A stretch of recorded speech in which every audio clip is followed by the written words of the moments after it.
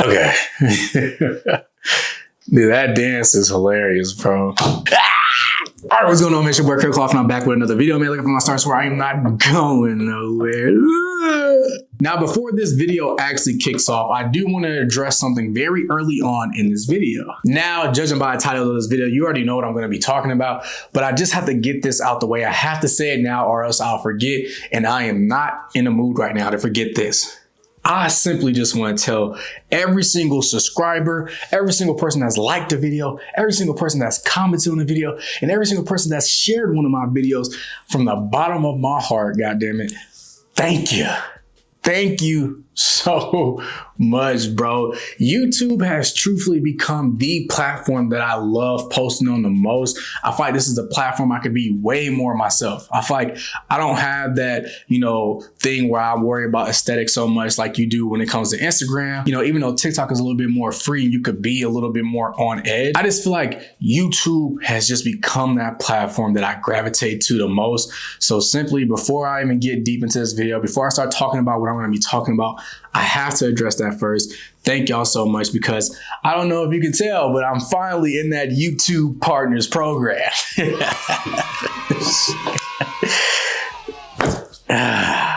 And at the moment that I'm recording this video, I've made $15 so far off the videos that I've turned monetization on for. Now I know y'all are all millionaires. What's $15 to y'all? But to somebody like me, that's a caniac combo. Feel me? So this is only the beginning. This is only the start. This isn't the end all be all. I'm not about to be slacking off with the videos, but I had to just address that first, because without y'all, I wouldn't be on these platforms. And truthfully, I don't know how much of a content creator I would be if it wasn't for YouTube, just because even though I'm still going to post on, Instagram, TikTok, I just don't love it as much. And I feel like once I stop loving it, I stop showing up actively on it. So that's why y'all see weekly videos, y'all see lives and all that on YouTube, because this is still the app that, even if I work a full 40 hours at work, I'm still recording BTS, still thinking about that next video I need to record. I'm still thinking about all these things, because YouTube is still the platform that I love showing up on, because I can be my authentic, true self. Y'all don't care if I start dancing.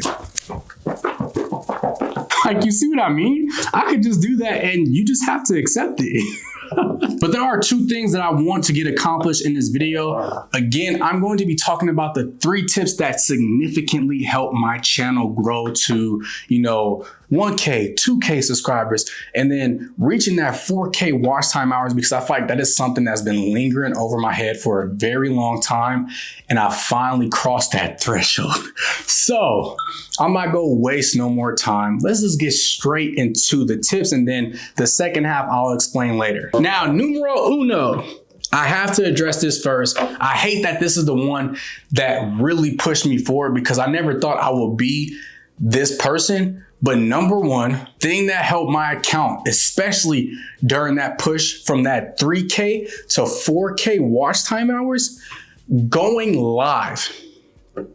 Going live helped my account out so much, bro. Even if you just got 1, 2, or even 3 people max in your lives, bro, and you go live for an hour or 2, that is going to help significantly grow with your watch time hours, bro. I saw it with my account myself. I would see 30-hour gaps, 30-hour jumps or 50-hour jumps, just because I was streaming from Tuesday, Thursday, and Saturday, and I would stream for 1 to 2 hours during those days. I seen significant jumps when I started streaming consistently, bro. So if you are somebody and you're struggling to get those watch time hours because your videos are getting pushed down in the algorithm, I promise you, bro, let 1, 2, or even 3 people show up in your lives and they stay in your lives for an hour or 2. I'm telling you, bro, you're going to grow significantly when it comes to those watch time hours. And it also helps with like finding new subscribers because people can just scroll on live. So whether you're doing it vertical, which I feel like gets you a little bit more traction, but also if you're doing it from a desktop, it also really helps. So again, going live, I promise you, if you're struggling to get that watch time hour mark, you have to start going live because you can just be organically yourself, talk about things that you want to talk to in real time with the people who are subscribed to your channel. And I promise you, bro, I can't say it enough. Going live helped my channel get to the point of becoming YouTube Partners Program. I promise you, it helps so much. And I know in the beginning it's going to be weird because like if you're streaming and nobody knows you stream, that first couple streams, there may not be anybody in there, but you gotta act like people are in there. There have been numerous times I've gone live where there was nobody in there for the full hour. You just have to talk to yourself at that point. You have to be just a little bit psychotic. Just a little. But yeah, that's number one. Going live helped my channel significantly. I am somebody who actively checks my YouTube Studio app consistently throughout the day. I'm checking to see if I got a new subscriber. I was watching the watch time hours to see if I was reaching that 4K. Like I saw the jumps and it was because of those lives. I promise you. Number two, now this one also like helped in a major way. So if you've been here since the beginning when I started my YouTube journey, like in 2022, I was posting monthly videos and that was the case for at least 5 to 6 months. Then I started posting bi-weekly and that was helping a lot too because I started showing up on people's feeds a little bit more often because if you go a whole month without posting, people kind of forget about you. So I started posting bi-weekly and that was helping a lot. Then when I felt comfortable with my editing skills and I started feeling comfortable with, the overall fitting into like my work schedule, I started posting weekly. Now, weekly has become my bread and butter because I'm showing up in your feeds way more often. And I'm not necessarily an account that's big yet. Even on like converting people from Instagram or TikTok, I only have 13K on Instagram. I only have 11K on TikTok. So I didn't have a major conversion from like every single person that was following me on Instagram to YouTube. So I really didn't have that leniency to not post consistently. Now, if you got like 100K plus and you got, 500K on TikTok, like those people have a little bit more leniency because they have way more eyes on them. Now, what I did notice when I was posting monthly, those gaps hurt my account a lot. Those gaps hurt. Now, when I was doing bi-weekly, that helped. I started to see way more people. I started to see way more traction. I started to see the likes, the comments started to go up a little bit more. Now, when I started posting weekly, that is when I started to see major jumps in my account. I started to see significant jumps where it's like I'll gain 20 subscribers off one video. I'll get like 5 to, 10 likes on the video, in which every single like matters on YouTube, bro. When you get a like, it matters because there are videos that done like 10K on my channel that have like 80 plus likes. That may be insignificant in Instagram likes or like TikTok likes, but on YouTube, 80 likes on a video, game changer. I promise you, game changer. So again, that first one, going live. Number two, finding your cadence at which you can keep up with that cadence. I've been doing weekly now for about 1.5 years. And I can say when I started to do more, I started to see more come like back to my account. So again, find your cadence. Again, if you're a small account, I'm going to say post way more consistently than the account that's posting monthly. Because even if you post a monthly and you go without a month, that's the gap that you can fit in when it comes to a smaller account trying to make it. And the last and final tip that I would give, YouTube Shorts. YouTube Shorts help so much. Off one video, I've gained 30 subscribers. YouTube Shorts are amazing, especially if you can repurpose that content. So, I started to do this thing called Cloth Talk maybe 2 years ago. And I didn't start making YouTube Shorts around those Cloth Talks until this year when I was like already been doing it for a year. I started doing shorts for those Cloth Talks this year. Significant growth. Significant.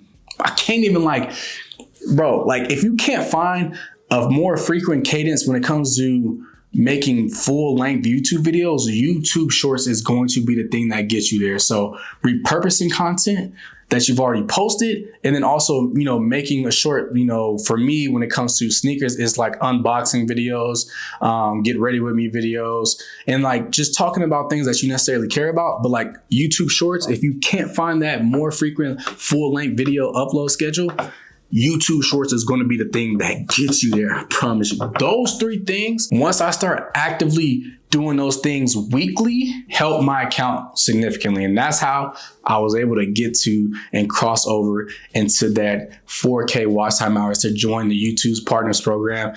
Again, going live, finding your cadence at which you can show up more frequently in people's feeds. And then 3, YouTube Shorts. You do those 3 things consistently, there's no way you do not grow on this platform. There's no way. There's no way. I've seen it with my own account, and I don't even have a major following to convert to even, like, again, I have 13K on Instagram, 11K on TikTok. All those people didn't come over. I'll be sitting at least 10K right now. I'll get there soon.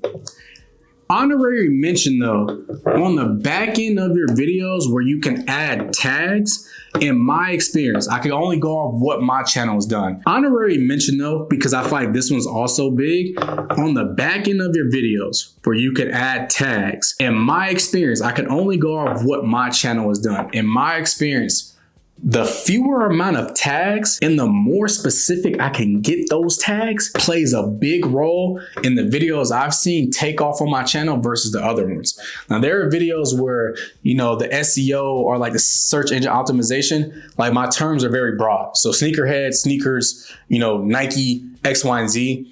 When they're so broad, those videos don't necessarily perform well. But let's take, for example, like my Birkenstock videos that do very well, where it's just, I just have Birkenstock, the name of the item that I'm reviewing. So Super Birky 2.0 or like the Super Birky original. And like maybe there's one other one where it's like Birkenstock Super Birky. Those videos have performed so much better. So I feel like, I don't know how true that is. I can't quantify if like that's a real thing or not. But the videos that have a fewer amount of tags on the back end, in my experience on my channel, those have performed 10 times better than the videos that I just threw in a bunch of like, you know, menswear, streetwear, fashion, clothes, you know, Stussy, Nike, you know, Jordan. Like when I add all those things and it's like 30 back there, those videos do not perform well. So I don't know if that's necessarily true.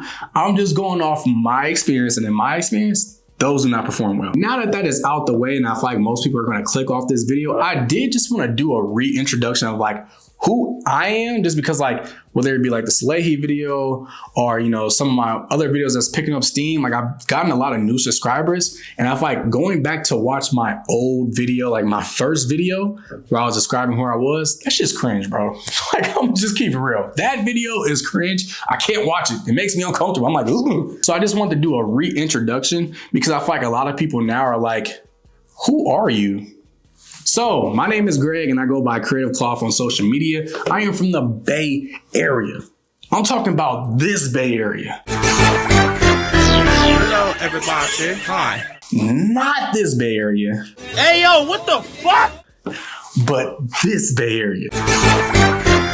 Hello, everybody. That is the Bay Area I'm from. I was born in Oakland, but I was raised in Richmond. Now, I'm not going to do like a full in-depth, like, you know, timeline of my complete life because I feel like that's not the point of this video. Also, this video will be way too long. So like typically I say I'm from Richmond, California, but I'm really from all over the Bay Area because I was everywhere, bro. I'm talking Pittsburgh, Antioch, Concord, Pleasant Hill, Martinez, Vallejo, Richmond, Hercules, Berkeley, you know, San Francisco. Like I'm really like, I encompass the Bay Area, but if I'm going to talk to somebody, I'm gonna say I'm from Richmond, California. Now, just to fast forward just a little further in my life, I attended the University of Arizona. That is where I attended college. Let me just say this, Tucson, I love that city. I really do. I really do love Tucson. But if you're not a student at that school, or if you're not living around that ecosystem of that school, Tucson, pretty boring city to live in.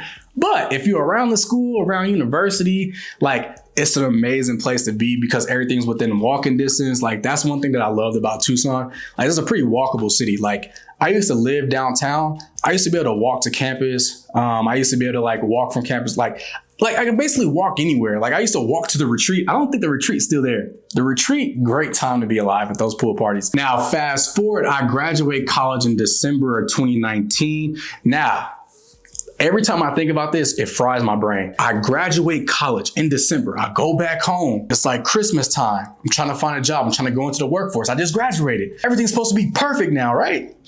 I graduate, I go home, celebrate Christmas. Now it's the real world. January on the job hunt, found a quick little job to like a mediary job to wait till I got like the big job or the dream job, or let's say. January passes, whatever. February, you start hearing talks about there's a new virus going around. Just be on alert. It's somewhere in another country, so don't worry about it. And then as we get into March, it's like, somebody caught it here in America and it's getting passed around. And then in March 14th, I remember the day I got the phone call that I was furloughed from work. Gosh, gotta love it. So 3 months after I graduated college, the pandemic hit. So just like a lot of other people, I took to social media because in California, the rules are really strict. If you wasn't basically going to get groceries or medicine and you wasn't like an essential worker, stay your ass home. What are you doing? So I'm not somebody that can just sit in the house and do nothing. I have to be productive. So I started just going outside. I had a bunch of clothes at the time, a bunch of sneakers. I just started going outside. I would take the kitchen tables and stand in front of the garage, set up a water bottle, and then I was taking fit pics. And that was my work, let's say. And I started doing that for a couple months and I got paid for the first time. I want to say in that same year in September, I got paid $100 to take pictures in some glasses to share to my following. And I was like, that's when it clicked to me. I was like, oh, I can do this, which is weird because I was very anti-social media up until that point. Now, I'm not going to say I didn't have social media. I'm not going to be crazy. I'm not going to do that. But I just wasn't posting as much, especially talking to a camera and uploading it to like social media for other people to watch. Like that was not happening back then. So once I got paid for the first time, I was like, I need to do this more consistently. So that's when I started posting way more. I started posting like 8 to like 10 times a week. I would post twice a day some days. Like I was just posting a lot because like it started to feel like work and it started to like, kind of give me time to like not think about the pandemic. Then what really took off, and I feel like this is where a lot of people started to follow me on social media, I started to do 2 poses. These 2 poses propelled my Instagram account from like 2,000 all the way up to like 14, 13,000 followers. Like that is when I started to notice my account change and I started to see, more partnerships and I started to see way more followers. So the first pose, I would take a tote bag because tote bags are popping. If you wasn't rocking a tote bag in 2020 and 2021, you probably wasn't getting no traction. I would take a tote bag and I would set the timer on my iPhone and I would throw the bag like this and I would pose. So then it would look like the bag was levitating, but then I was posing. So it looks like I was almost using Photoshop, but I wasn't.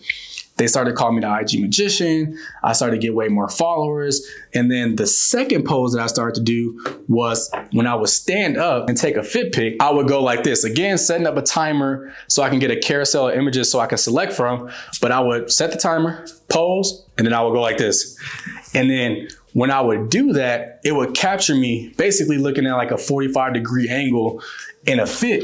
And like that really propelled me to the point where that pose got me in the Wall Street Journal. That pose also almost got me into like a TV show where they were gonna like zoom me into the episode and everything, but like they ended up pulling the segment. But like those 2 things I feel like most people remember me from. I had a hashtag that had like over 1,000 posts in it. Like those 2 things really propelled my account on Instagram. And I feel like that's where a lot of people notice me from, or the reason they still follow me on Instagram. But in 2022, when I moved from California and I moved to Texas, that is when I started my YouTube channel. That's where I started my YouTube journey when I was living by myself. I had my own space. I can talk and not have people look at me because I feel like that always hindered me from starting a YouTube. I probably would have started one earlier had I already been living by myself in 2021 or 2020. But like having people in the house and like trying to record and talk to a camera, they'd be like, what you doing, all this other stuff. So I started my YouTube channel in 2022. And since then, that is where I am now. You guys have been with me since 2022. Y'all have seen me do sneaker reviews, do vlogs, and y'all saw me make and give the explanation for why I created Cloth Talk, and Cloth Talk propelled my account because I was able to like fit things in when I didn't have a sneaker review. It's crazy how everything kind of plays out. Y'all have seen 3 different apartments. I lived in three 4 different apartments at this point now. Y'all have seen a multitude of just me progressing with my content journey. And I'll never take that for granted, bro. Like, I really do appreciate every single person that likes, comments, shares, and subscribes to my YouTube channel, because like, this is the platform that I really love posting on. I know this became a yap session. I'm trying to wrap this video up. Just have to do a reintroduction of myself, just in case anybody that just subscribed was like, who is this guy? Where is he from? How did he get started? Because I interview a lot of people, but I don't necessarily talk too much about my journey all the time. So I just want to share that. But I'm gonna go ahead and wrap up this video, man. I want this to be a quick video, but y'all know me, I am a D1 yapper. I get the yapping quick. So I gotta go ahead and wrap this video up. So without further ado, like I always do, I will catch y'all in that next one.